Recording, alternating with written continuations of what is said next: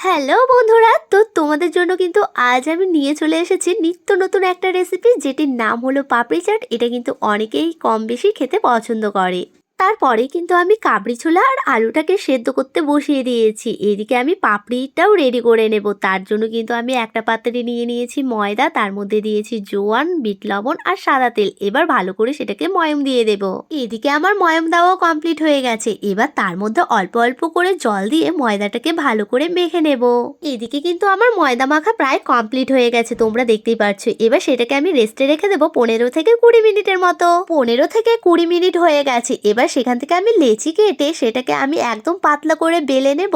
বেলে নেওয়ার পরে আমি কিন্তু এখানে একটা গ্লাসের সাহায্যে আমি পাপড়িগুলোকে কেটে নিচ্ছি, তোমরা দেখতেই পারছো।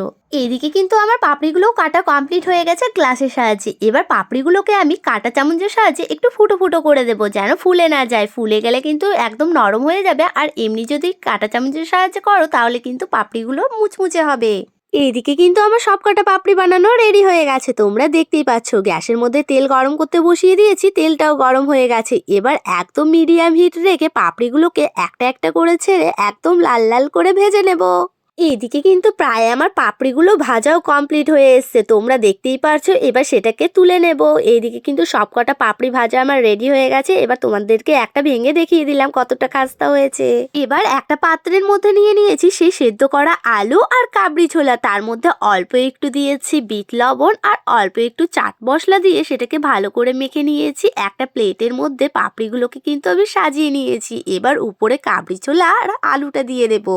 তারপরে দিয়ে দেব পেঁয়াজ কুচি, শসা কুচি, টমেটো কুচি, ধনেপাতার চাটনি, দিয়ে দেব টক দই, আর দিয়ে দিয়েছি উপর দিক থেকে আরো সৌন্দর্য, আরো টেস্টি লাগার জন্য তেঁতুলের টক। তারপরে উপর দিক থেকে ছড়িয়ে দেব অল্প একটু ধনেপাতা, ঝুরি ভাজা, আর দিয়েছি আমি ডালিম। তোমরা দেখতেই পারছো। এদিকে কিন্তু আমার রেডি হয়ে গেছে পাপড়ি চাট। দেখতে কতটা সুন্দর হয়েছে না? দেখতে যতটা সুন্দর হয়েছে খেতেও কিন্তু অসাধারণ হয়েছিল।